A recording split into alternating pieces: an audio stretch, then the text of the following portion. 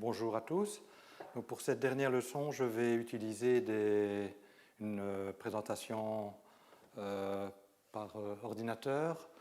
En fait, c'est aussi pour marquer que jusqu'à présent, j'ai discuté, j'ai expliqué des choses qui sont bien établies. Cette dernière leçon sera plus conjecturale.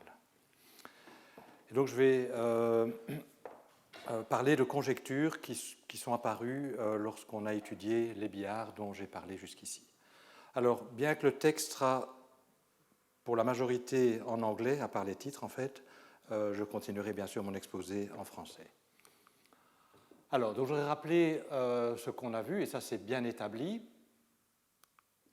Donc, on a vu qu'au voisinage d'une singularité de genre espace, donc, comme les singularités cosmologiques ou comme la singularité à l'intérieur des trous noirs de type Schwarzschild, on pouvait prendre la limite BKL des équations d'Einstein ou des équations d'Einstein couplées à la matière et qu'on obtenait une description, en fin de compte, extrêmement simple de la dynamique des champs.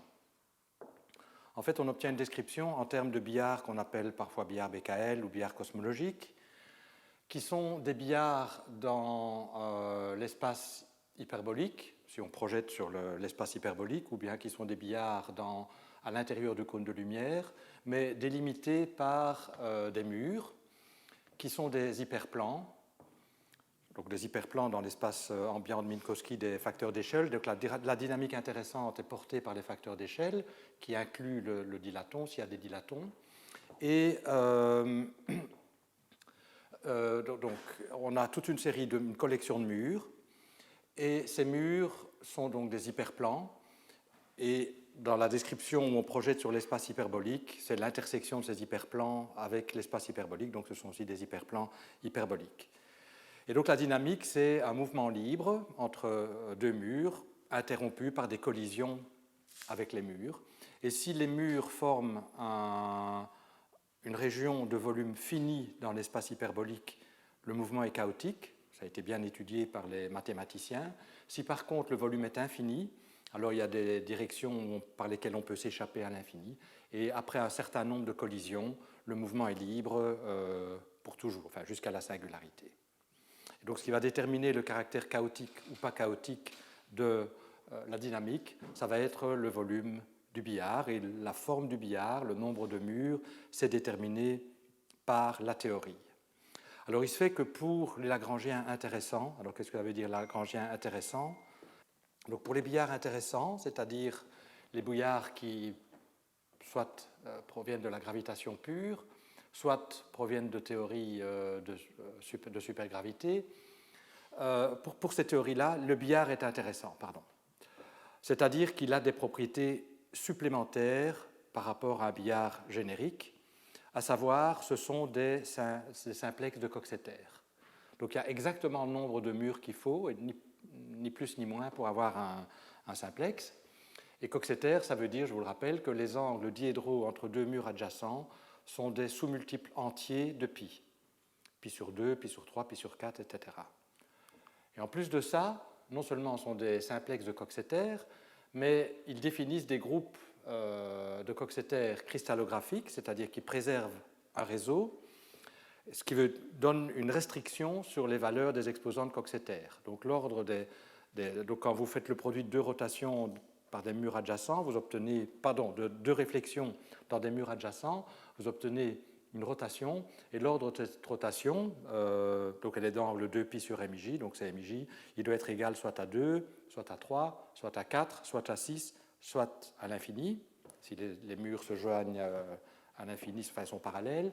Et donc, pour les théories gravitation pure ou supergravité, on a cette condition qui est remplie. Donc les simplexes de Coxeter définissent des groupes cristallographiques. Et on a vu que lorsque le groupe est cristallographique, en fait, il y a deux réseaux qui sont préservés. On avait une ambiguïté dans le choix de la longueur des vecteurs définissant le réseau. En tout cas, enfin, deux réseaux, ça peut être multiple, ça dépend du nombre de différences. Donc, lorsque les exposants sont différents de 2 ou 3, il y a un choix dans les longueurs relatives des vecteurs correspondants, et selon qu'on fait un choix ou l'autre, on a deux possibilités.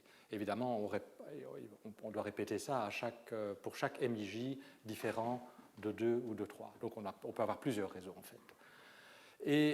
Mais dans le cas des billards, les choix sont en fait déterminés parce que les normalisations relatives des vecteurs définissant le réseau sont fixées, et elles sont fixées par le fait qu'on a une métrique dans l'espace des vecteurs définissant dans l'espace des murs, donc des vecteurs définissant les murs, et cette métrique est la supermétrique de De Witt, et donc on connaît les longueurs relatives. Et donc on sait quelles matrices de Cartan et quels entiers de Cartan vont correspondre au cas où les exposants de Coxeter sont différents de 2 ou de 3. En fait, le choix est dicté par, et donc il n'y a pas de choix, par le fait que les formes linéaires qui définissent les murs dominants ont un produit scalaire bien défini par la supermétrique de De Witt. Et donc on a un réseau qui est associé et qui est uniquement défini par la théorie gravitationnelle, et les entiers de Cartan correspondants, donc donnés par cette expression, sont les entiers de Cartan qui apparaissent dans l'expression de la réflexion dans la base des vecteurs alpha i du réseau. Donc le réseau, c'est les multiples entiers c'est les points de coordonnées entières dans la base des alpha i. Bien, donc ça c'est ce qu'on a vu la semaine passée.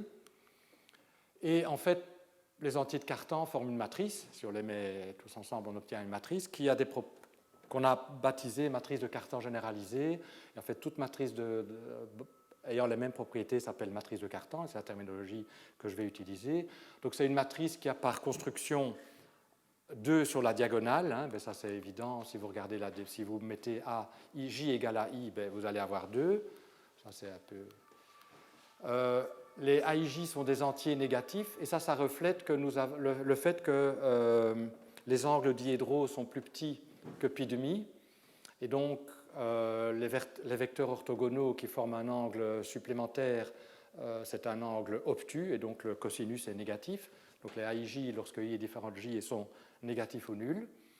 Et on sait aussi, puisque c'est lié au produit scalaire, que si AIJ est différent de 0, AJI est différent de 0 aussi. Ils ne sont pas nécessairement égaux lorsque les longueurs des vecteurs correspondants sont différentes, mais ils obéissent à cette propriété.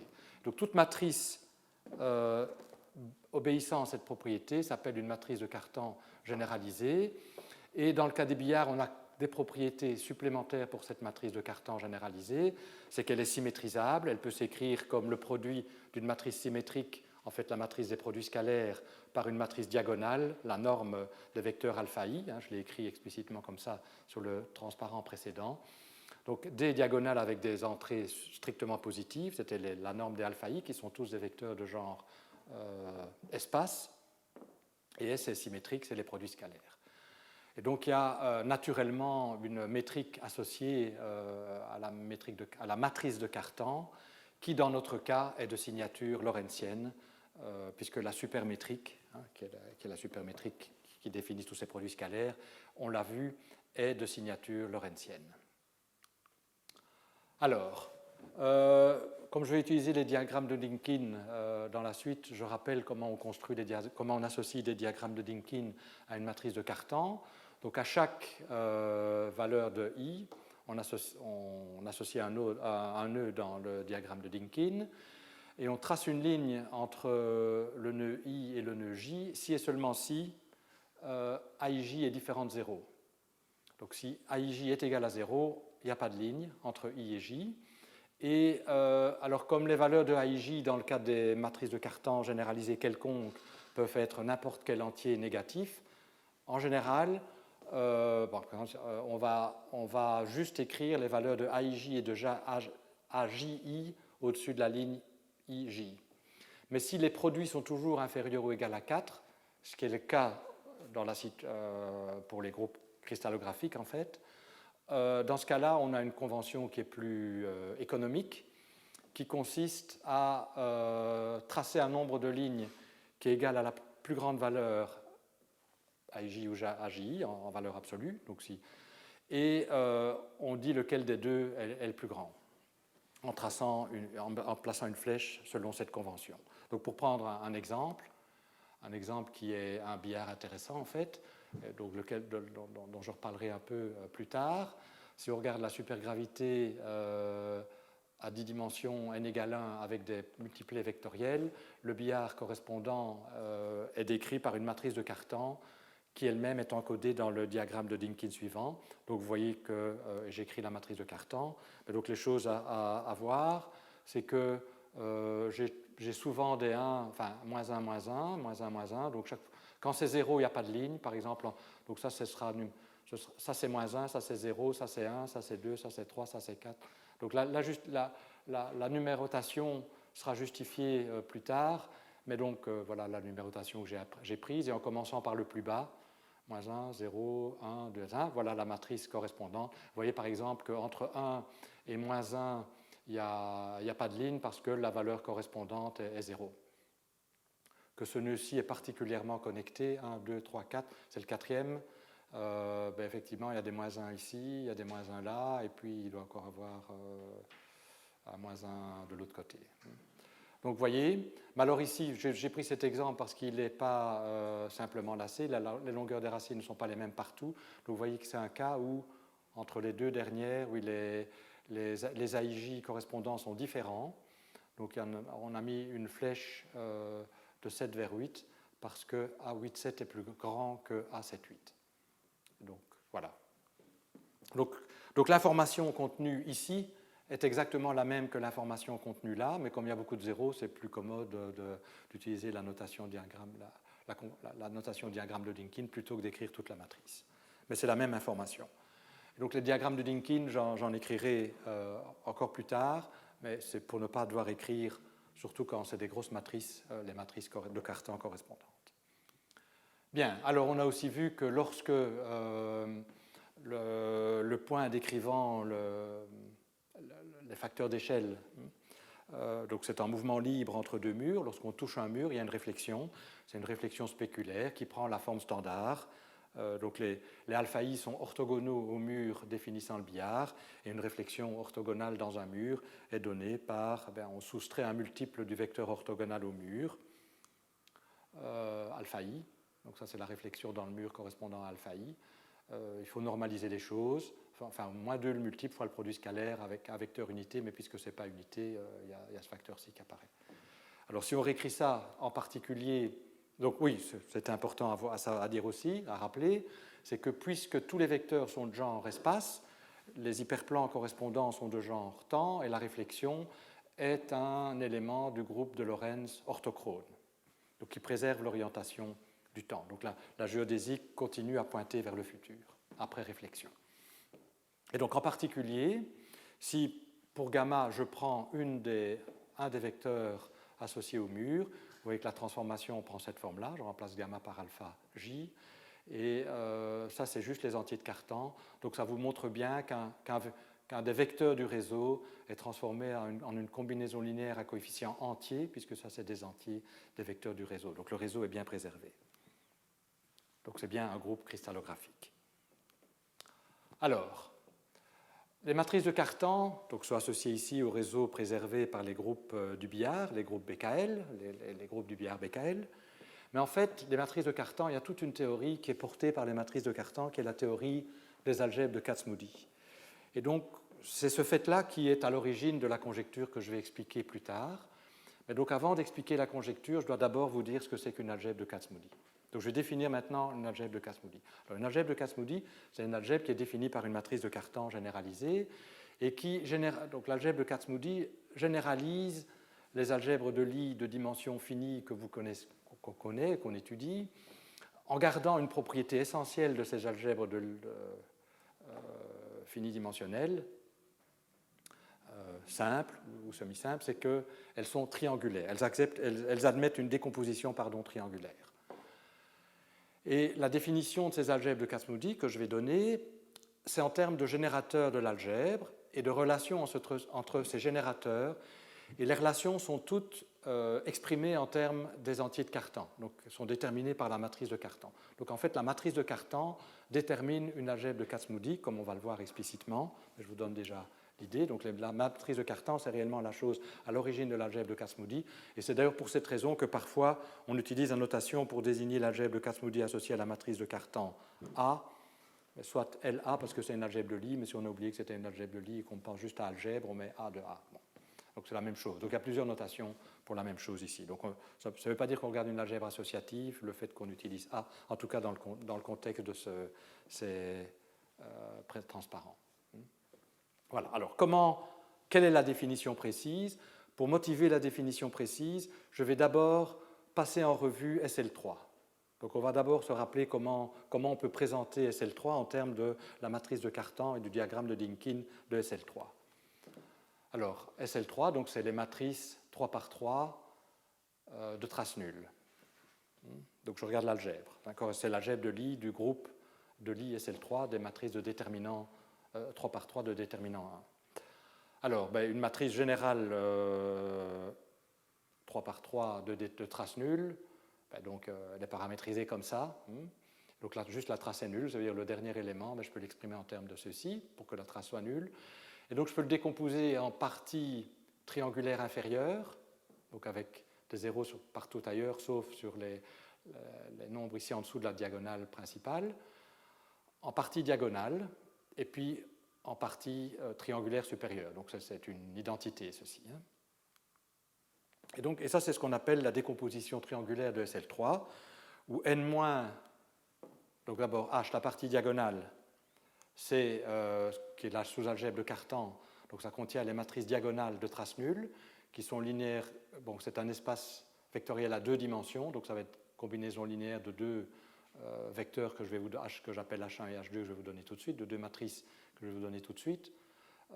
Et puis n+, contient les matrices triangulaires supérieures avec 0 sur la diagonale, et n- contient les matrices triangulaires inférieures avec 0 sur la diagonale. Et donc, on peut exprimer en fait N1 en termes de vecteurs que je vais vous donner sur le transparent suivant, qui sont les vecteurs suivants. Bon, H1, ça c'est clair que ça va, toute matrice de traces nulles diagonale va s'exprimer comme combinaison linéaire de H1 et H2, donc ça forme une base de la sous-algèbre de Cartan grand H.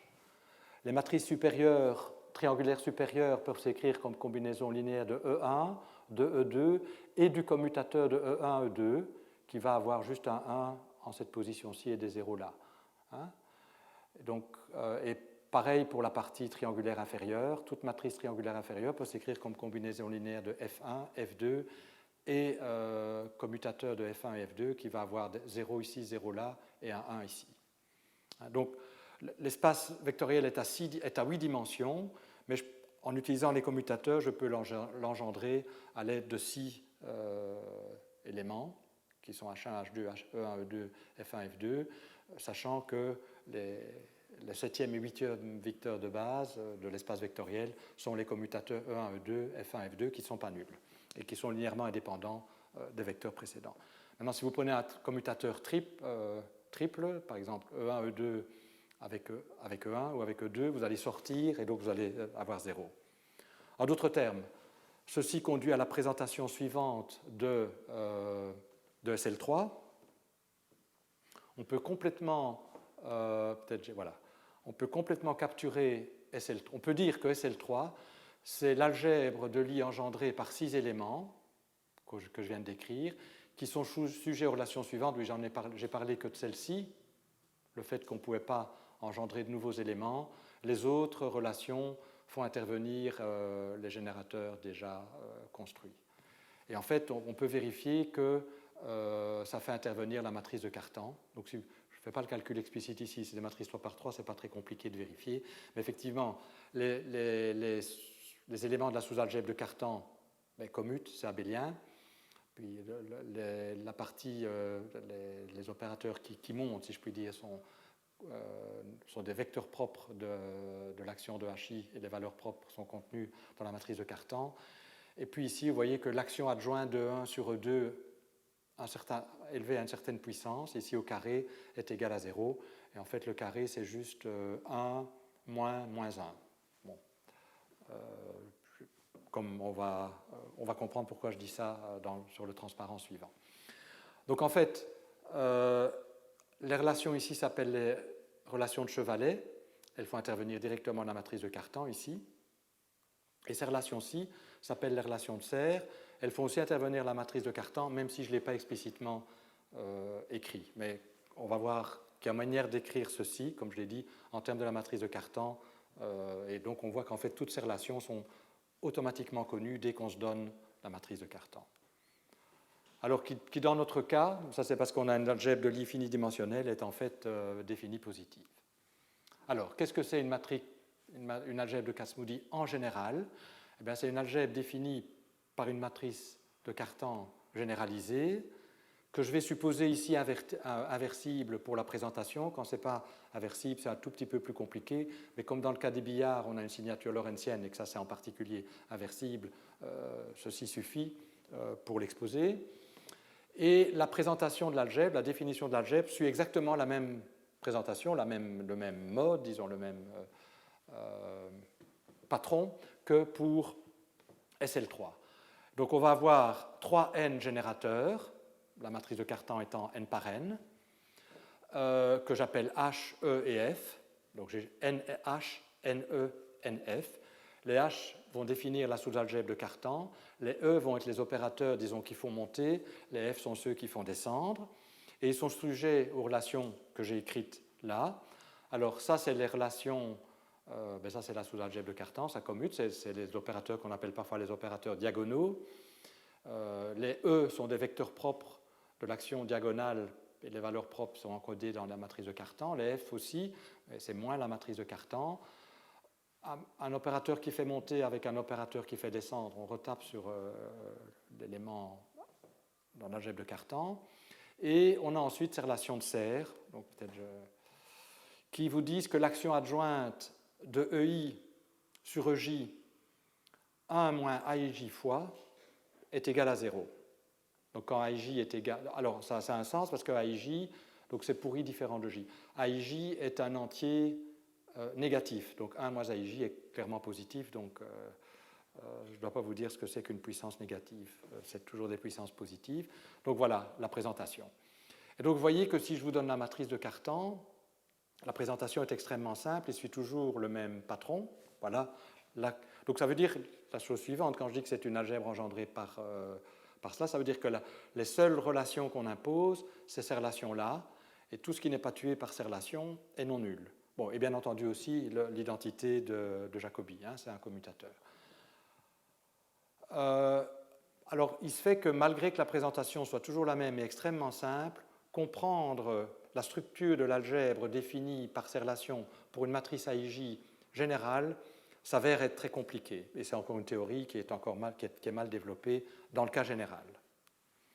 Et donc, oui, toujours, je vais dire des choses supplémentaires concernant ce point, mais peut-être d'abord de la terminologie. Le nombre grand N s'appelle le rang de l'algèbre, donc c'est la dimension de la sous-algèbre de Cartan. En général, on ne va pas imposer de conditions particulières de positivité sur la matrice de Cartan. On voit clairement qu'il y a une décomposition triangulaire. Un H est la sous-algèbre de Cartan, et N+, c'est tout ce qu'on obtient en prenant des multicommutateurs des E avec eux-mêmes, qui ne sont pas tués par les relations de Serre. Et N-, ça va être la même chose du côté. Il y a une symétrie d'ailleurs, j'en parlerai plus tard, donnée par l'involution de Chevalet. N-, c'est la partie triangulaire inférieure, qui est symétrique de ce qui se passe de l'autre côté.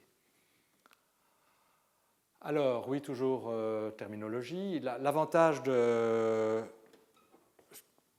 fait que cette structure familière dans le cas des algèbres de Lie simples est préservée, c'est qu'on peut introduire la notion de racine. Il y a beaucoup de concepts de la théorie des algèbres de Lie simples qu'on peut directement généraliser à ce cas-ci. Par exemple, le concept de racine. Donc une racine, ça va être une forme linéaire sur l'algèbre de Cartan, donc ça appartient au dual de l'algèbre de Cartan, qui est telle qu'il existe un vecteur qui est vecteur propre non nul de l'action adjointe de par H pour la valeur propre définie par ces racines. par ses racines. Hein? Alors, on a évidemment les racines simples associées au EI, au générateur EI, par construction. Et donc, ça va être les entiers de Cartan qui vont apparaître ici. Et puis, on a les racines associées au multicommutateur. Si un multicommutateur n'est pas nul ici, on peut voir en utilisant l'identité de Jacobi que ce multicommutateur va être vecteur propre de H, de n'importe quel élément de l'algèbre de Cartan, pour une valeur propre qui est la somme des racines simples correspondantes. Alors, je vais imposer la condition supplémentaire que la matrice A est symétrisable, parce que c'est ce qui apparaît dans le cas des billards. Donc, de notre point de vue, ce n'est pas une condition supplémentaire, mais dans la théorie générale des algèbres de Kac-Moody, c'est une condition supplémentaire. Et donc, on peut, en définissant les normes des racines, obtenir une matrice symétrique. Et je suppose que toutes les racines sont d'un nombre carré positif, donc de genre espace. Et donc, dans ce cas-là, on peut définir un produit scalaire dans l'espace des racines, donné par juste cette matrice-là. On est arrivé avec ça. Donc nous, ce n'est pas une hypothèse supplémentaire, c'est comme ça qu'on est arrivé à la matrice de Cartan.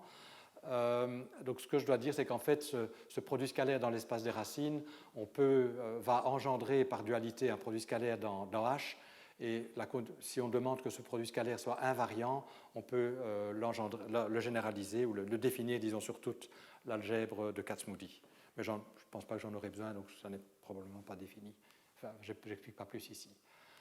Alors, une fois qu'on a un produit scalaire défini sur l'algèbre, on peut considérer, sur l'algèbre de Cartan ou dans l'espace des racines, on peut considérer trois cas de la signature de ce produit scalaire, si c'est euclidien, donc que des plus, si c'est positif semi-défini, ou si ce n'est pas dans ce cas-là. Donc euclidien, ça veut dire que la signature est strictement positive.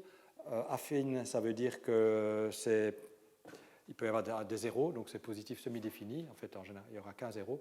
Et indéfini, c'est tous les autres cas. Donc c'est ni euclidien ni affine. Alors, dans les cas euclidiens et affines sont bien connus. Euclidien, c'est en fait les algèbres de Lie finidimensionnelles, simples finidimensionnelles que vous connaissez, donc qui ont été classées il y a longtemps. Le cas affine est bien compris aussi. Le cas indéfini est beaucoup plus compliqué. Il est beaucoup plus compliqué parce qu'il existe des racines qui peuvent être de normes carrées nulles ou négatives, donc de genre temps, ce qui n'est évidemment pas le cas dans le cas euclidien. Et ces racines posent des problèmes. Donc, alors, les racines qui sont de normes carrées positives, on les appelle réelles, les autres, on les appelle imaginaires. Donc, une racine imaginaire, c'est une racine dont la norme carrée est zéro ou est négative. Alors, par construction, les racines simples sont réelles, et les racines simples, on les contrôle bien. En fait, elles ont des propriétés très semblables aux racines des algèbres de Lie finidimensionnelles, qui n'ont en fait que des racines simples. La multiplicité est 1. Pour une longueur donnée, elles sont équivalentes. Par contre, les racines imaginaires sont beaucoup plus compliquées et en général, pour une matrice de Cartan complètement quelconque, mal comprises. Elles peuvent être de multiplicité non triviale. On peut aussi avoir la propriété que si alpha est une racine imaginaire, 2 alpha, 3 alpha, un multiple de alpha est aussi une racine imaginaire, ce qui n'est pas le cas, on le sait, pour les racines simples, simples, oui, et aussi, enfin, de manière générale, pour les racines réelles. Et donc, l'étude générale des algèbres de Kac-Moody pour une matrice AIJ quelconque est compliquée, alors que pour les matrices AIJ correspondant à une signature euclidienne, c'est bien compris, c'est la classification de Cartan. Le cas des algèbres affines est aussi bien compris, c'est les algèbres de courant, mais les algèbres indéfinies sont mal comprises. Alors, dans la classe des algèbres indéfinies, on peut évidemment considérer, notamment parce qu'on contrôle très mal les racines imaginaires. Enfin, surtout parce qu'on contrôle très mal les racines imaginaires, la multiplicité, et parmi les points du réseau, quels sont ceux qui correspondent à des racines. Alors, le cas indéfini pour lequel la matrice a une signature lorentzienne s'appelle algèbre de Kac-Moody lorentzienne. Donc ça veut dire que c'est symétrisable et que la matrice SIJ des produits scalaires et de signature lorentzienne. Et parmi les algèbres de Kac-Moody lorentziennes, il existe un cas qui correspond à notre cas hyperbolique des groupes de Coxeter, alors dont la définition est un peu technique ici, et je ne vais pas démontrer cette propriété au cours, mais la définition technique, c'est que si on regarde le diagramme de Dynkin de l'algèbre lorentzienne, et qu'on lui enlève un nœud du diagramme de Dynkin, eh bien, le diagramme de Dynkin obtenu correspond à une somme, bon, il peut être en 2 morceaux, mais alors chaque morceau est soit fini ou affine. Et comme on connaît la classification des finis ou des affines, c'est un critère qu'on peut appliquer. Dans ce cas-là, on dit que l'algèbre de Kac-Moody est hyperbolique. Et la raison pour laquelle on utilise, enfin, une des raisons pour laquelle on utilise cette terminologie, c'est que si on regarde le groupe de réflexion correspondant, on va voir qu'il y a un groupe de réflexion qu'on peut définir, qui est le groupe de Weil, et que ça va correspondre au groupe de Coxeter du billard. Ils ont un domaine fondamental qui est précisément le billard qu'on a obtenu, à savoir un simplex de volume fini de Coxeter. Et donc, les deux définitions sont équivalentes, même si je ne vais pas démontrer ça ici dans l'exposé. Alors on peut montrer, je vous l'avais déjà dit en regardant les groupes de Coxeter hyperboliques basés sur un simplex, qu'il n'y en avait pas beaucoup, enfin que ça s'arrêtait. En fait, le rang maximal c'est inférieur ou égal à 10, et il n'y en a que 4 algèbres hyperboliques en rang 10, 4 alors que je vous avais dit qu'il n'y avait que 3 groupes de Coxeter. C'est parce qu'un des groupes de Coxeter a un MIJ qui est différent, qui est égal à 4. Et là, on sait qu'il y a 2 choix possibles alors pour les longueurs relatives des racines. Je montrerai ça plus tard. Enfin, explicitement, je le montrerai plus tard, mais je peux déjà vous le dire maintenant. Je vous avais dit qu'il y a 3 groupes de Coxeter hyperboliques, des algèbres hyperboliques correspondantes. Il y a réellement 4 matrices de Cartan correspondantes qui diffèrent par le choix des normes relatives lorsque l'exposant est égal à 4. Et je montrerai les diagrammes de Dynkin tout à l'heure. Mais en fait, je voulais dire, mais je le dis plus tard, que les algèbres hyperboliques de Kac-Moody ont été complètement classées il y a un certain temps, et je vous donnerai la référence plus tard. Alors, parmi les algèbres de Kac-Moody lorentziennes, il en existe une classe particulière, intéressante, et en fait qui est directement relevante pour les billards, qu'on appelle les doubles extensions d'algèbres de Lie simples. Et donc je vais vous donner la construction de ces doubles extensions. Et donc je pense que la terminologie est due à Bernard, Overextension of Simple Lie Algebra, et voilà comment on construit ça. On part d'une algèbre de Lie de dimension finie, simple, donc une des algèbres de Lie qui rentre dans la classification de Cartan, qu'on connaît, de rang R. J'appelle les racines simples alpha 1, alpha 2 jusqu'à alpha R. Je normalise les racines, c'est la convention traditionnelle, mais je l'ai utilisée ici explicitement, donc je le rappelle. Les racines de telle sorte que les racines longues ont une longueur carrée égale à 2. Et donc, si elles sont toutes de même longueur, elles sont donc toutes longues. C'est le cas simplement lacé. Sinon, il y en a qui ont des longueurs différentes et qui sont courtes, soit 1 pour les B et les C, soit 2 tiers pour G2. Et pour F, 4, soit 2 tiers pour G2. Alors, on sait que pour toute algèbre de Lie simple, on peut introduire on peut toujours associer la notion de hauteur, d'ailleurs pour toute algèbre de Kac-Moody. Donc en particulier, on peut parler de la notion de hauteur d'une racine, qui en fait, quand je l'exprime en termes des racines simples, c'est la somme des coefficients de la hauteur. Et parmi, c'est évident qu'il y en a une dans le cas des algèbres de Lie simples, parmi toutes les racines, il y en a une qui a la plus grande hauteur, la plus haute. On peut montrer que c'est une racine longue, donc de longueur 2. Et, oui, ça je ne l'ai pas dit, mais on peut montrer aussi que son produit scalaire avec toutes les racines simples est strictement positif.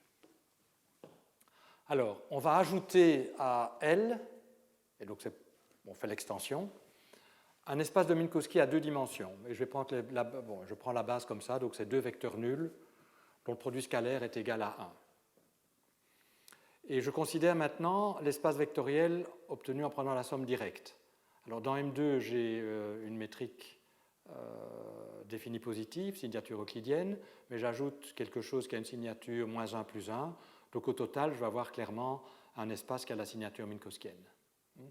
Le moins étant apporté par M2. Mais il apporte aussi un plus. Et je vais considérer maintenant de travailler dans cet espace-ci. Donc ça va être l'espace des racines de mon algèbre de Lie doublement étendue. Et comment j'introduis ces racines supplémentaires? J'introduis alpha 0 comme étant, donc ça fait intervenir les nouveaux vecteurs U moins la racine la plus haute, et alpha moins 1, c'est juste la moins U moins V.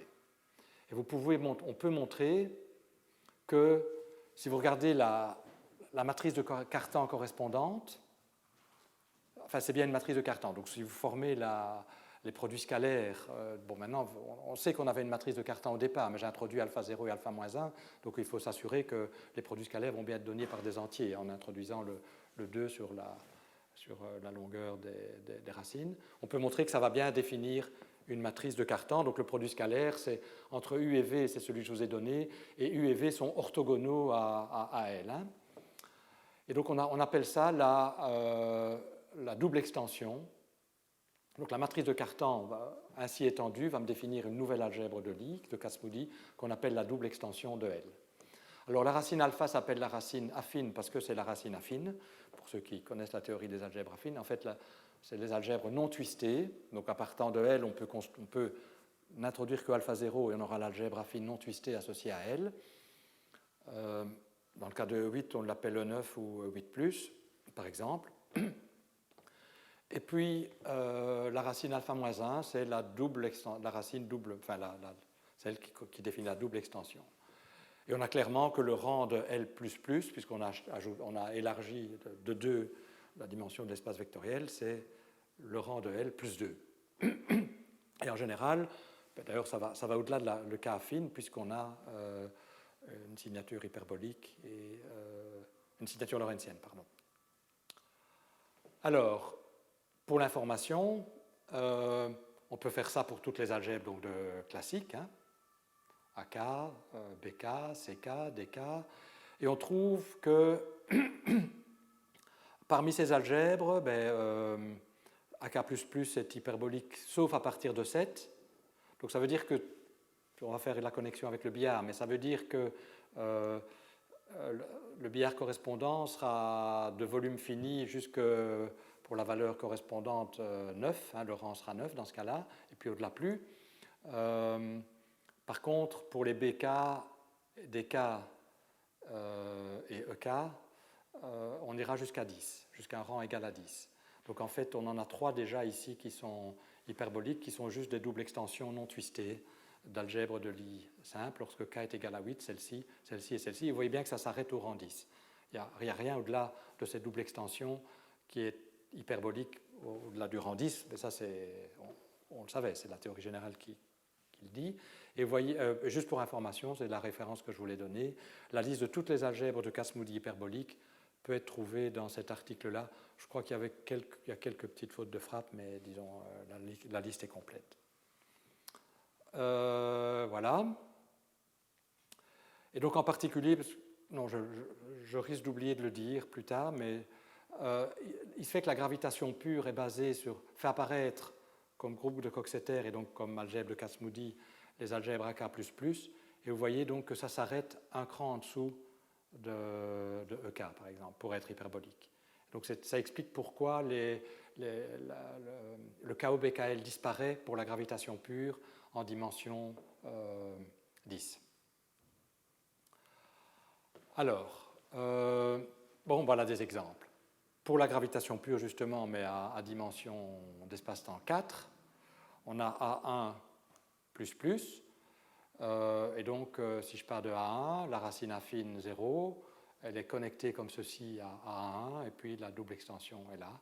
Et donc, je pense que c'est une algèbre qui a été écrite explicitement pour la première fois par Bernard en étudiant le groupe de Guéroch, qui serait caractérisé par ceci. Et ceci a été conjecturé. Sachant que Ehlers, le groupe qui apparaît en rédition, je reviendrai là-dessus plus tard, en dimension 3, quand on fait la réduction dimensionnelle en dimension 3, c'est A. Alors pour le cas de E8, donc E8, c'est ceci, on s'arrête là, donc ça justifie la convention de tout à l'heure. On a la racine affine et puis la racine doublement étendue. Pour les B, donc là on sait aussi que c'est hyperbolique en rang 10, donc ça c'est B8, hein, la racine affine de B8, et puis la racine doublement étendue. Alors, soit dit en passant, si je considère la matrice de Cartan associée au diagramme de Dynkin où j'inverserais la flèche ici, donc je transposerai là où j'ai un -2 et un -1, j'obtiens une algèbre hyperbolique, mais elle n'est pas dans la liste des doubles extensions que je vous ai donnée. En fait, c'est aussi l'extension d'une algèbre affine, mais l'algèbre affine est ce qu'on appelle twistée. En fait, elle est parfois notée A215, donc ce serait A215+, mais je pense que dans d'autres auteurs utilisent la notation C8-2. Bon. C'est lié à A15 par une involution, par un twist, c'est pour ça que cette notation, c'est ça, je pense que ça c'est la notation de Katz, mais d'autres auteurs utilisent d'autres notations, peu importe. C'est juste la flèche inversée, mais ça n'est pas une double extension non twistée d'une algèbre de Lie simple. Pour D, alors pour D8, qui est aussi une algèbre hyperbolique, on part de D8, ça c'est le diagramme de Dynkin de D8, on ajoute l'algèbre affine, la racine affine, donc là il faut aller voir évidemment comment elle est connectée aux autres racines, la racine la plus haute, mais c'est comme ça, et puis on met la double extension. Et donc en fait il se fait, puisque je vois que j'ai écrit ça, donc là B8 je l'ai déjà mentionné, qu'en fait D8++ apparaît dans une théorie de supergravité, c'est la supergravité pure à 10 dimensions n égale 1. Alors, pour aller de l'avant, j'ai besoin d'introduire la notion d'involution de Chevalet. Alors l'involution de Chevalet, bon, on a vu qu'il y avait une symétrie par construction entre racine positive et racine négative, ou partie positive de l'algèbre et partie négative de l'algèbre. On a cette décomposition triangulaire. Et on peut encoder cette symétrie, si je peux dire, par le fait qu'il y a une involution, un automorphisme qui est l'involution de Chevalet, qui est défini comme ça. Donc ça, sur les H, ça change de signe, mais sur les E, ça envoie E sur F et ça envoie F sur E, bon, avec un changement de signe pour préserver les relations de commutation, pour que ce soit un automorphisme de l'algèbre. Et donc vous voyez clairement que ça va échanger partie positive et partie négative. Et il existe une sous-algèbre qui est invariante par cette involution. Alors, elle ne va pas contenir H, puisque les H changent de signe, mais vous voyez que si vous prenez la combinaison linéaire E-F, puisque E est envoyé sur -F et que -F est envoyé sur E, ben E-F va être invariant. Donc si vous regardez l'algèbre engendrée par ceci, elle est invariante sous l'involution de Chevalet. Et pour des raisons qui sont basées sur l'analogie avec le cas finidimensionnel, on va l'appeler la sous-algèbre compacte maximale. Ou surtout, on va la noter K de A. Donc on va introduire K de 10 par exemple, qui est la sous-algèbre invariante par cet automorphisme, dans le cas de... Et en effet, dans le cas des algèbres de Lie finidimensionnelles, on obtient, donc si je prends la forme déployée, si que je regarde l'algèbre invariante par ça, ce sera bien l'algèbre compacte maximale. Alors, encore un concept que je dois introduire, et puis on va revenir au billard. Donc ici, je vous fais simplement la théorie générale, enfin, je ne veux pas de la théorie générale, mais je vous fais une théorie limitée aux aspects qui nous intéressent, les algèbres de Kac-Moody. Mais on a un peu perdu de vue les billards, je vais y revenir bientôt. Alors, le groupe de Weyl de l'algèbre, c'est un groupe qui agit dans l'espace des racines et qui, donc dans le dual de l'algèbre de Cartan, et qui est défini simplement comme étant le groupe engendré par les réflexions dans les murs orthogonaux aux racines simples. Donc on va avoir une réflexion de Weyl fondamentale pour chaque racine simple, obtenue en considérant la réflexion correspondante, et tous les produits de ces réflexions. Et donc on peut montrer qu'en fait, ça va contenir en particulier aussi les réflexions dans les murs orthogonaux à toutes les racines réelles. Et il se fait, donc ça c'est le premier point de comparaison entre l'analyse de Becquerel et les algèbres de Kac-Moody, enfin le premier point où les algèbres de Kac-Moody apparaissent, c'est que les billards de Becquerel définissent toujours un groupe, on a observé que c'était un groupe de Coxeter basé sur un simplex cristallographique, qui est en fait le groupe de Weyl d'une algèbre de Kac-Moody. Bon, ce n'est pas une grande surprise, puisque là, on a une matrice de Cartan, et donc on peut considérer l'algèbre de Kac-Moody correspondante, et le groupe de Weyl de cette algèbre de Kac-Moody va être en fait le groupe de Coxeter dont on est parti.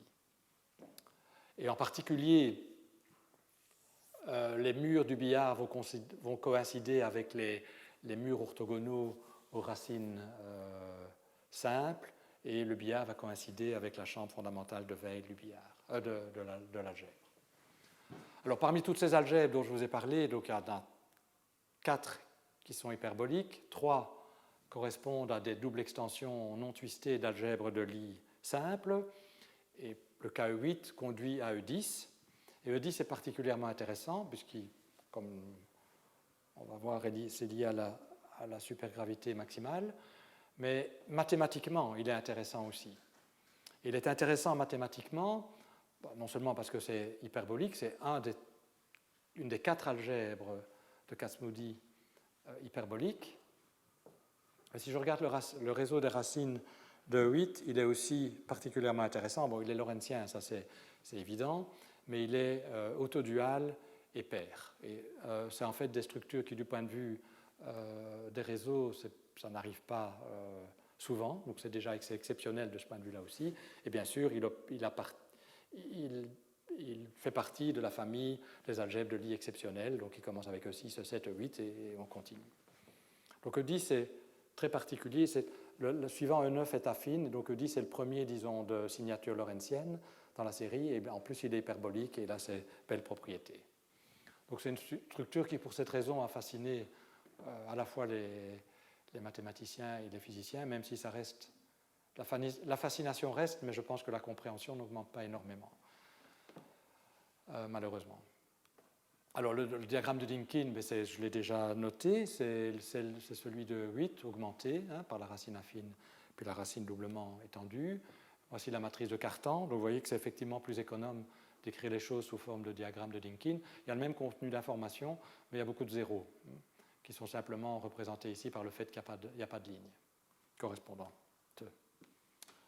Alors, que dire encore? Oui, juste pour l'information, lié à E10 de manière... Bon, finalement, on a toute la série, on a E11, on a E12, on a E13. Alors là, je vois que j'ai changé la numérotation, ce qui n'est pas une bonne idée.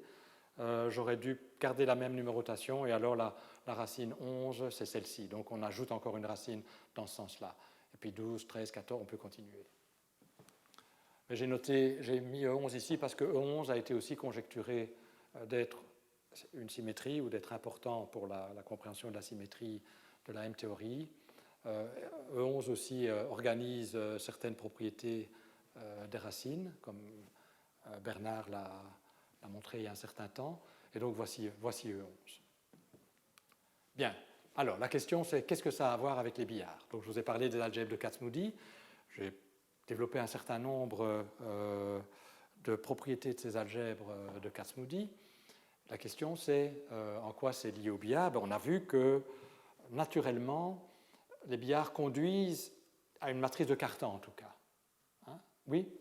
Est-ce que tu peux nous rappeler à quel moment on passe de la matrice symétrique des murs à la matrice de Cartan? Il y a un choix. Oui, donc ça c'est la matrice de Cartan, c'est parce que ça préserve un réseau. Donc une fois qu'on a la matrice symétrique, ça préserve un réseau. Et donc la matrice de Cartan, elle encode les entiers de Cartan qui sont associés aux réflexions, en fait. Et ce sont des entiers parce que justement ça préserve un réseau. Et donc la manière dont on passe... Alors, le lien est 1-1 quand les entiers de Coxeter qui associés au groupe de Coxeter sont 2 ou 3. et on n'a pas d'ambiguïté. Quand il y a une ambiguïté, il faut aller regarder, il faut utiliser la métrique de DeWitt pour savoir dans quel cas on est.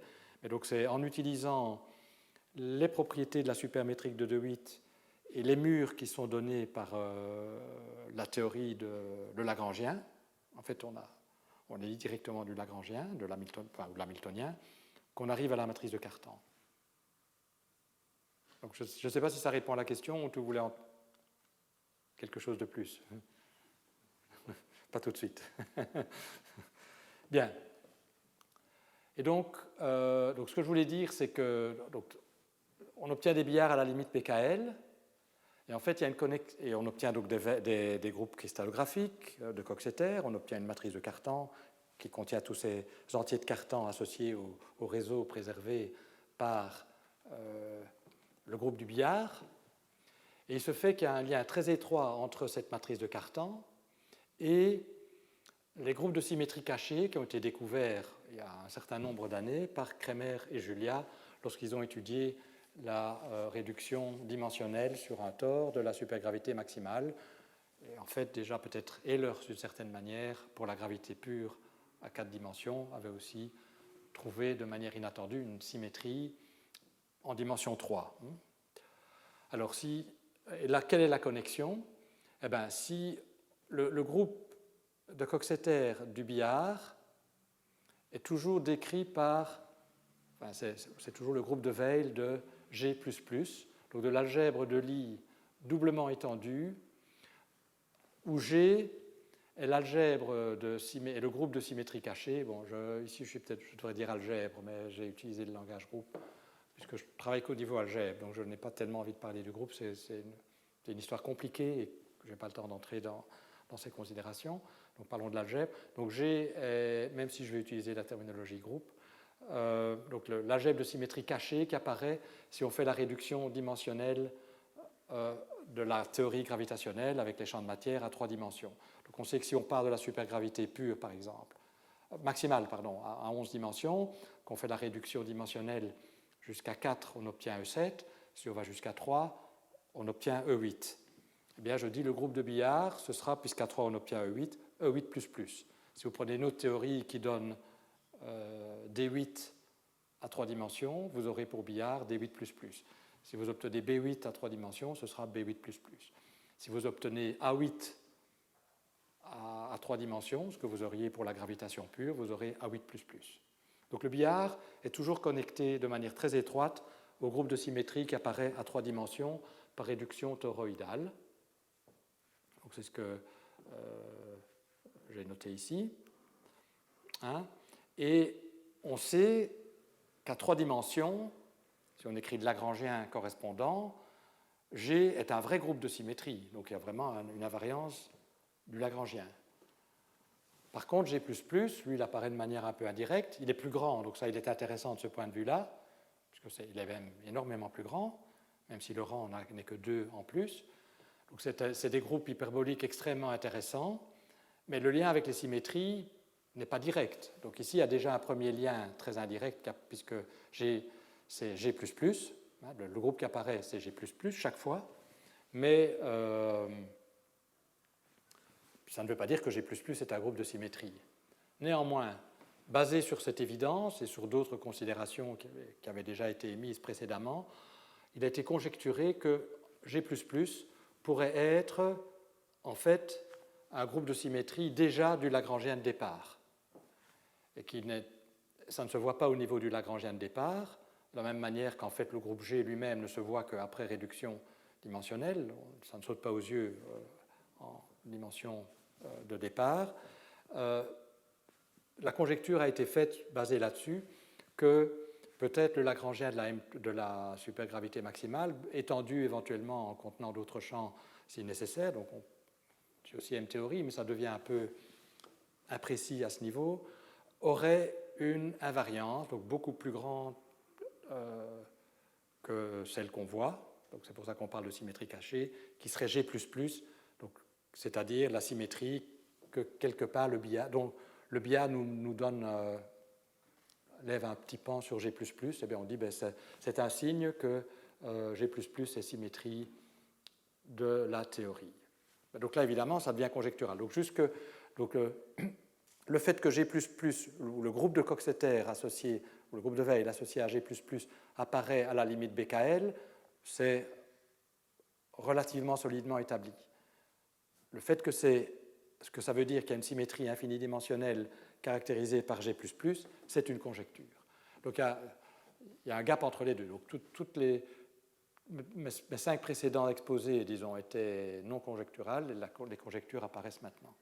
Donc je vais vous dire, être un petit peu plus précis à propos d'une approche à cette conjecture. On en a entendu déjà d'ailleurs dans des séminaires précédemment. Et donc ici, je vais vous parler de ça maintenant. Alors, donc, dans le cas de la supergravité maximale, comme je l'ai dit, à 3 dimensions, on a E8, donc l'algèbre de Kac-Moody qui serait relevante, qui décrirait la symétrie, c'est E8++, aussi noté E10. Et donc la conjecture, c'est que le Lagrangien de la supergravité à 11 dimensions peut être augmenté par des champs supplémentaires judicieusement choisis et qui n'apparaisseraient pas à certaines limites, est invariante sous E10, ou peut-être même sous une symétrie qui contient E10. Alors, comment on essaye de vérifier cette conjecture ou d'avancer dans la démonstration de cette conjecture? On revient au billard. Donc, ce que la dynamique du billard nous montre, la dynamique des billards, c'est les facteurs d'échelle. Les facteurs d'échelle, on a vu que c'était associé directement à la sous-algèbre de Cartan, à la partie diagonale. C'est comme ça qu'on avait introduit en fait ces facteurs d'échelle. Et donc on peut voir les facteurs d'échelle comme définissant un élément de la sous-algèbre de Cartan. Et donc le billard, c'est la dynamique des degrés de liberté de la sous-algèbre de Cartan. Alors, c'est loin évidemment de la dynamique complète, mais en tout cas, on peut voir ça comme effectivement dynamique de la sous-algèbre de Cartan, de l'algèbre de Kac-Moody, dont on essaye de démontrer quelle est l'algèbre de symétrie. Donc la question, si on dit ça comme ça, c'est est-ce qu'on peut aller au-delà des degrés de liberté de Cartan et inclure tous les autres éléments de l'algèbre de manière à rendre cette symétrie manifeste. Donc de ce point de vue-ci, on dirait, bon, si on tronque à la sous-algèbre de Cartan, on ne voit plus la symétrie complète, on ne voit plus que le groupe de Weil, mais si on avait gardé toutes les variables non diagonales, donc en dehors de l'algèbre de Cartan, peut-être on peut voir la symétrie de manière manifeste. Alors, comment on essaye de mettre ça en évidence? On se base sur ce qui a déjà marché, c'est que si on fait la compactification sur le tore à 3 dimensions, on obtient que les champs scalaires forment la variété G, dont l'algèbre de Kac-Moody sera G++, rappelez-vous, hein, donc ce sera la double extension, G sur K de G, où K de G est l'algèbre compacte maximale de G. Et donc, pour démontrer la conjecture, une approche a été la suivante, a été de dire, eh bien, on va prendre comme dynamique la dynamique du modèle sigma non linéaire E10 sur K de E10, donc E8++ sur K de E8++, dans le cas de la supergravité maximale. On peut écrire dans le contexte des modèles sigma non linéaires, comme ici, un Lagrangien qui est manifestement E10 invariant. Hein, et donc je vais en dire quelques mots dans un instant. Et on va supposer que la dynamique est décrite par ce modèle sigma non linéaire. Alors je vais expliquer pourquoi à 1 plus 0 dimension. Donc on a une dimension de temps et 0 dimension de space, parce qu'en quelque sorte, quand on passe à la limite BKL, les gradients sont importants parce qu'ils définissent les murs, mais jouent un rôle, disons, secondaire par rapport aux variables diagonales. Et donc c'est naturel et donc on voit que c'est essentiellement le temps qui est la variable importante. Alors, bon, donc ça c'est encore très imprécis, donc soyons un tout petit peu plus précis. Mais on va tout être plus précis, c'est de comparer le Lagrangien du modèle sigma non linéaire E10 sur K de E10, là il y a une règle pour l'écrire, avec la dynamique de la supergravité, donc avec la dynamique des champs de la supergravité. Alors, avant de comparer la dynamique, je dois parler des champs qui apparaissent dans le modèle sigma non linéaire et voir si ces champs, ces variables ont l'air d'avoir quelque chose à voir avec les variables de la supergravité. Et donc, pour ça, il faut être capable de comprendre les champs qui apparaissent. Alors, dans ce modèle quotient-ci. Alors, il est clair que, oui, il y a plus que ce que je veux obtenir comme champ, donc ici, je vais avoir une variable pour chaque élément ici dedans, et donc j'ai clairement, quand je prends le quotient par K de G, rappelez-vous, K de G est engendré par E moins F. Donc prendre le quotient, c'est dire que F est égal, enfin c'est chaque fois qu'on voit un F, le remplacer par un E, si vous voulez, et donc, techniquement on peut faire ça comme ça, et donc il va rester plus que les H et les E, et pas uniquement les E associés aux racines simples, donc là j'aurais dû mettre E alpha, donc toutes les racines positives. Et donc, les variables qui vont apparaître dans ce modèle quotient vont être, pour chaque élément de Cartan, je vais avoir une variable, et puis pour chaque racine positive avec sa dégénérescence, parce que j'aurai des racines positives imaginaires, apparaît aussi une variable. Donc j'ai un nombre infini de variables ici, quand mon algèbre est une algèbre de Kac-Moody, puisque j'ai un nombre infini de racines positives. Donc je suis désolé, la notation, j'aurais dû écrire E alpha, où alpha est une racine positive quelconque, pas uniquement les simples, donc c'est pas I. Alors, je vous ai dit qu'on prenait très mal les racines, donc il faut avoir un principe qui organise un peu les racines pour avoir un contrôle des champs, des variables qui apparaissent associées à ces racines positives. Et le principe organisationnel, c'est d'utiliser... Oups, ah ben oui, non, c'est bon. C'est d'introduire la notion de niveau et de classer, d'ordonner les racines selon le niveau. Alors, qu'est-ce que c'est le niveau? Vous voyez que cette racine-ci c'est une racine en quelque sorte exceptionnelle. Donc ça, c'est ce qu'on appelle parfois la ligne de gravité. C'est une algèbre A. Et donc, toute racine positive va contenir un certain nombre de fois cette racine, un certain nombre de fois chacune des racines simples, et aussi un certain nombre de fois la racine exceptionnelle. Et le coefficient ici, on va l'appeler le niveau. Et donc l'idée est d'organiser les racines selon le niveau, c'est-à-dire le nombre de fois que la racine exceptionnelle apparaît. Et donc les champs vont être aussi organisés selon le niveau.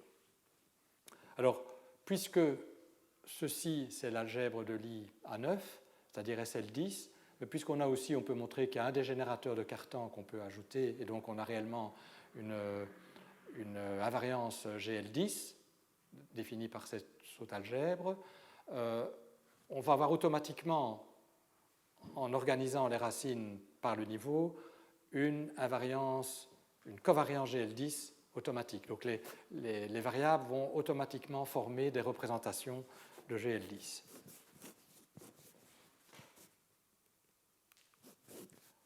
Alors, on peut analyser. Alors, ce qu'on a, c'est dans le modèle sigma non linéaire, on aura la représentation adjointe.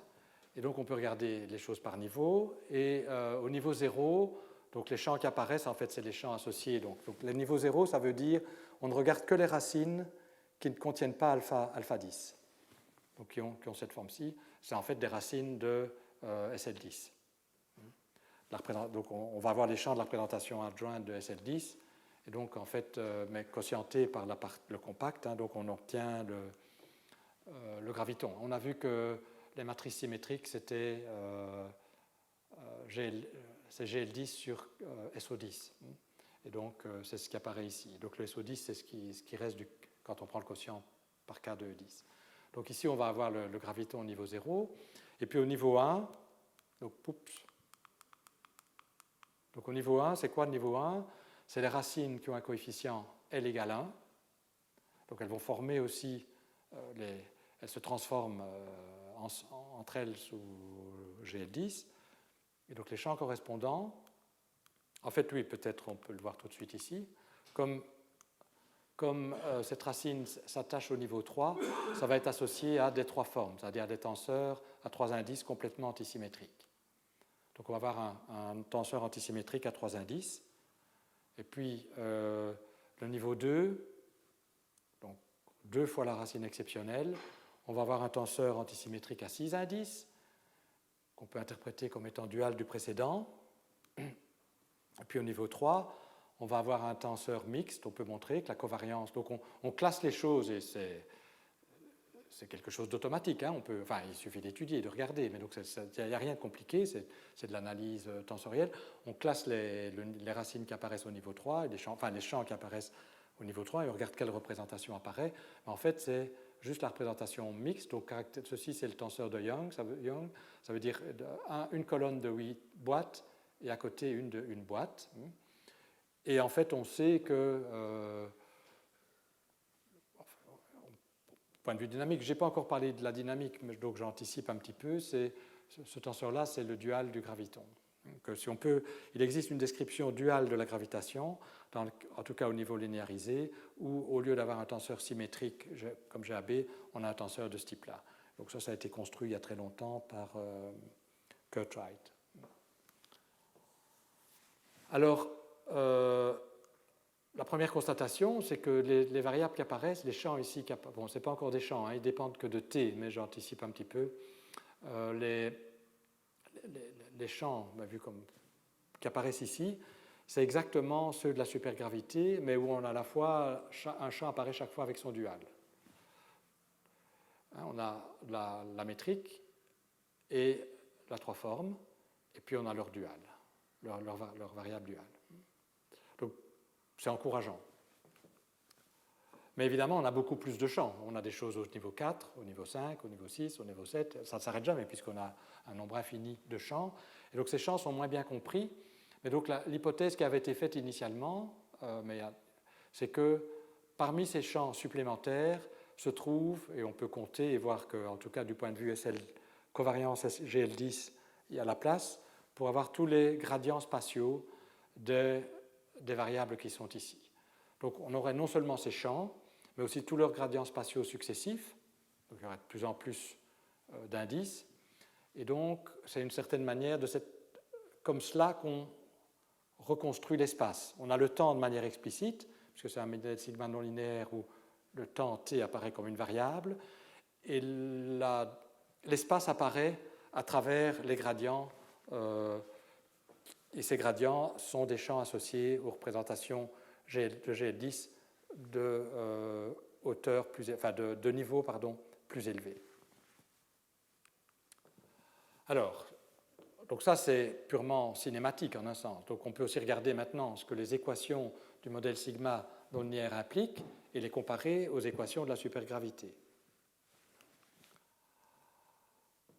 Alors, il y a de nouveau quelque chose qui marche très bien, et puis quelque chose qui est mal compris. Ce qui marche très bien, c'est que, il faut comparer évidemment des équations où les choses ne dépendent que du temps à des équations où on a des champs. Alors, pour les comparer, d'autre part, on a une infinité de variables du côté du modèle sigma non linéaire, on a un nombre fini de variables du côté supergravité. Donc, pour faire la comparaison, on va se limiter à un nombre fini de variables du côté du modèle sigma non linéaire, donc les premières racines. Mais ça veut dire qu'on laisse tomber toutes les dérivées spatiales, puisque les niveaux plus élevés correspondent à dérivées spatiales, ce qui veut dire que du point de vue du côté supergravité, si on veut comparer, il faut laisser tomber des dérivées spatiales, c'est-à-dire supposer qu'il y a certaines homogénéités spatiales, soit que la métrique est homogène, soit que les courbures sont homogènes. Donc c'est peut-être la métrique homogène, ça peut être un peu fort, mais on peut supposer que le champ électrique et magnétique soient homogènes, donc ça n'implique pas que le potentiel soit homogène. On a le potentiel de la trois formes.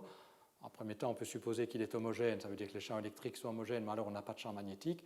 On peut passer au cran suivant, supposer qu'il y a des champs magnétiques non nuls, donc ça veut dire qu'il y aura quand même certains gradients spatiaux de la trois formes, sinon le champ magnétique serait nul, mais qui sont eux-mêmes homogènes. Donc, en un sens, introduire les champs magnétiques, c'est déjà avoir des gradients spatiaux dont on tient compte. Et donc, si on se limite au premier niveau, et on peut même inclure le dual du graviton qui est lié à la connexion de spin jusqu'à un certain point, si on se limite au premier niveau, on peut montrer, donc en faisant cette troncation du côté modèle sigma, c'est-à-dire on se limite au niveau, et cette troncation du modèle de supergravité, c'est-à-dire qu'on suppose des conditions d'homogénéité, on peut montrer que les équations sont exactement les mêmes des deux côtés.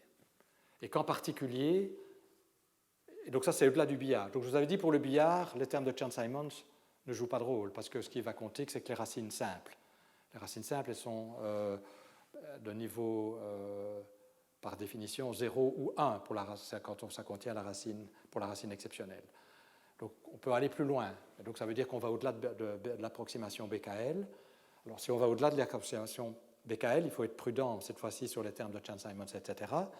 Et donc là, on peut le faire. Et si on le fait, on voit qu'en particulier le coefficient du terme de Chern-Simons, qui vient d'ici, du modèle sigma non linéaire, qui est associé à des racines qui ne sont pas des racines simples, mais dont le niveau est toujours en dessous de 3, ou égal à 3. Ce coefficient donc, prédit par le modèle sigma non linéaire est en particulier exactement le même que celui qui vient de la supergravité et qu'on fixe en invoquant la supersymétrie. Donc il y a des choses qui marchent bien, mais il y a des choses qui marchent moins bien, ou en tout cas qu'on comprend moins bien, je vais dire. Donc des hypothèses directes en essayant d'identifier directement ces champs au gradient, par exemple, ça ne marche pas. Donc on pense que c'est une redéfinition plus compliquée qu'il faut faire lorsqu'on veut comparer la supergravité au modèle sigma non linéaire, lorsqu'on va plus loin que le niveau 3 de ce côté-ci, et lorsqu'on ajoute des dérivés, donc on est de moins en moins homogène de ce côté-ci. Mais peu de progrès ont été effectués selon cette voie, depuis que la conjecture a été faite. Donc il y a des choses qui marchent très bien et qui marchent, comme disait quelqu'un, trop bien pour être complètement fausses, mais la conjecture n'a pas encore été démontrée. Donc c'est pour ça que je vous disais que, alors que la limite BKL, les billards sont bien établis sur des choses, le groupe de Coxeter, le fait que ce soit cristallographique, etc., c'est quand même très interpellant, parce qu'un groupe de Coxeter quelconque n'est pas basé sur un simplex, ne sera pas hyperbolique, ne sera pas cristallographique, mais c'est ça qu'on obtient. Donc ça, c'est bien établi. La connexion avec les symétries cachées est moins claire. Alors, oui, et ceci pour anticiper, mais avec une inversion du signe de la flèche du temps, le séminaire de la semaine passée, mais c'est aussi bon pour le séminaire qui va venir.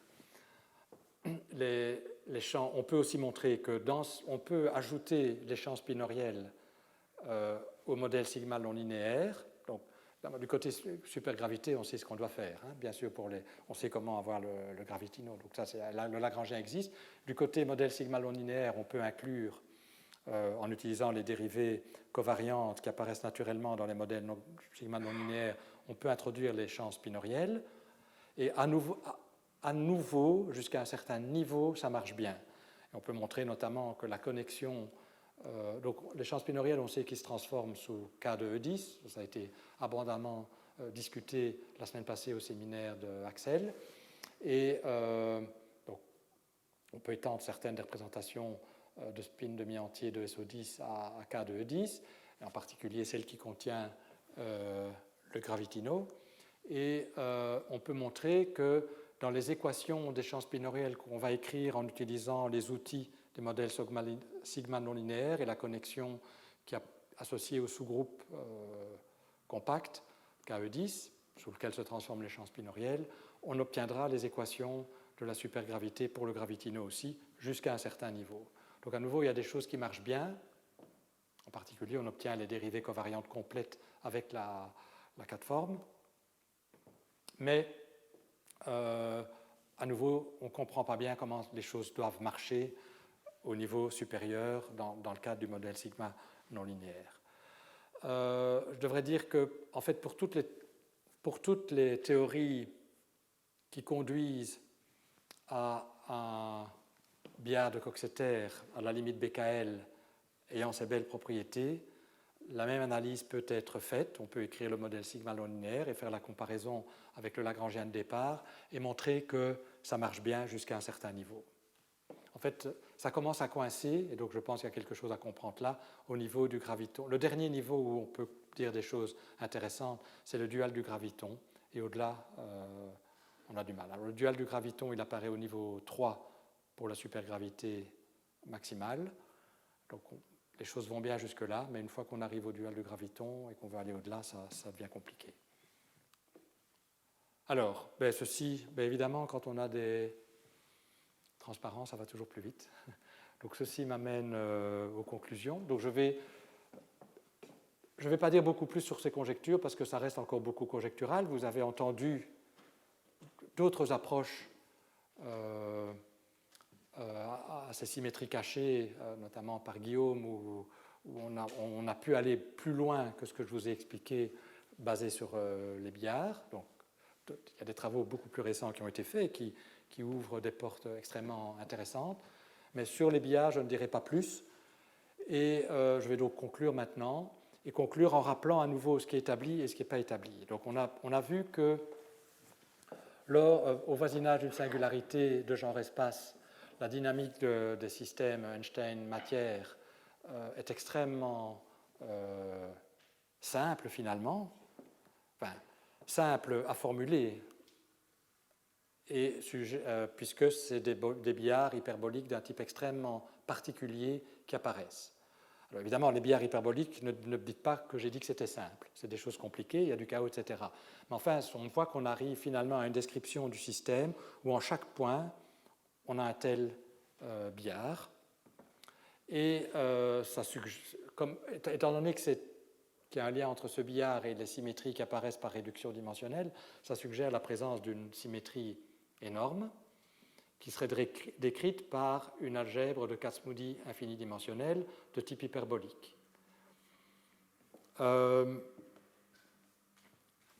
Structure mathématique intéressante en soi, donc même si la conjecture n'est pas juste, donc ça valait la peine d'écouter l'exposé.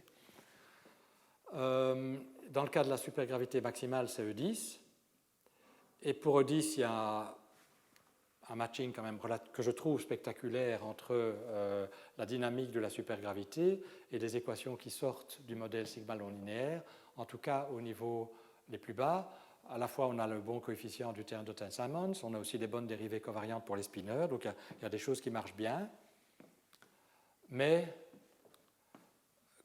d'abord, sur le plan mathématique, E10 reste quand même toujours relativement peu compris, et sur le plan de la physique, la conjecture reste encore à démontrer, ce qui nécessite une meilleure compréhension des niveaux les plus élevés, et peut-être aussi du rôle que doit jouer la dualité pour décrire, ou pour comprendre en tout cas, ces niveaux plus élevés. Vous avez vu qu'il y avait une dualité relativement bien comprise entre la 3-forme et la 6-forme, entre le graviton et son dual, c'est déjà moins bien compris là. Enfin, c'est bien compris au niveau linéaire, et même complètement compris au niveau linéaire, c'est un peu moins bien compris, je dirais, au-delà. Et donc, il y a encore des choses à faire, et c'est ça qui est intéressant, en un sens. Voilà, donc sur ce, je pense, oui, que je termine le cours. Il n'y a plus de transparent, et donc je vais m'arrêter, et je suis bien entendu disponible pour toute question que vous auriez. Mais je voulais surtout, comme la fin, c'est des conjectures, et comme les conjectures ont été formulées très rapidement, je voulais insister qu'à la sous-tendant ces conjectures, il y a tout ce travail remarquable de Becquerel qui quand même donne une description des singularités de genre espace extrêmement intéressante, et même indépendamment des conditions de symétrie cachées. Il y a quand même des résultats. Il faut quand même se rappeler que les équations, même Einstein pure à 4 dimensions, c'est extrêmement dur. C'est extrêmement dur d'avoir des solutions exactes. Néanmoins, il y a une description au voisinage des singularités de genre espace qui finalement est, en tout cas, on peut l'écrire facilement. C'est des billards, c'est un billard hyperbolique, on peut dessiner même dans le plan de Poincaré la forme du billard, on a les angles, et donc la description est simple, et comme je vous l'ai dit, cette partie-là est solide. Alors elle n'est pas complètement démontrée d'un point de vue mathématique, il y a encore des choses mathématiques à faire, mais l'approche de Becquerel a été validée à la fois par des méthodes d'analyse lorsque le billard est de volume infini, Il y a des résultats mathématiques forts, et on a entendu ça au deuxième séminaire, des résultats très forts.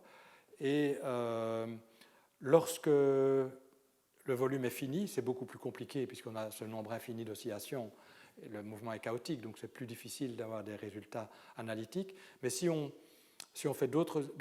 Mais alors dans ce cas-là, il y a des résultats numériques et il existe aussi des résultats analytiques, mais dans le cas où on fait des hypothèses d'homogénéité qui gardent les murs relevants. On ne peut pas être trop brutal dans les hypothèses d'homogénéité parce qu'alors on enlève tous les murs et on a Kastner, mais en faisant des hypothèses d'homogénéité sous des groupes non abéliens, on peut garder les murs relevants et et dans ce cas-là, démontrer qu'effectivement BKL et le comportement chaotique de BKL est mathématiquement rigoureusement justifié. Donc il y a à la fois des arguments heuristiques physiques qui ont conduit à cette approche, les premiers, mais après, ça a été largement validé, même si on n'a pas encore une formulation mathématique complètement rigoureuse, couvrant également le cas chaotique. Et alors, je voulais dire que du point de vue symétrie cachée, évidemment, c'est un sujet ancien, et beaucoup de travaux ont été faits, non seulement selon cette approche, mais selon d'autres approches. Et le premier séminaire par Bernard a essayé de dresser un tableau large, justement, de ce qu'on peut espérer, de ce qui peut apparaître comme symétrie cachée. Et donc, c'est un peu... Il y a peut-être une flèche... Bon, après tout, les équations de la gravitation sont réversibles. Hein, donc, il y a certains séminaires qui peut-être... l'ordre des séminaires n'était peut-être pas entièrement adapté, mais c'est comme ça les séminaires. Voilà. Sur ce, je vais m'arrêter. Si vous avez des questions, je suis disponible pour les questions.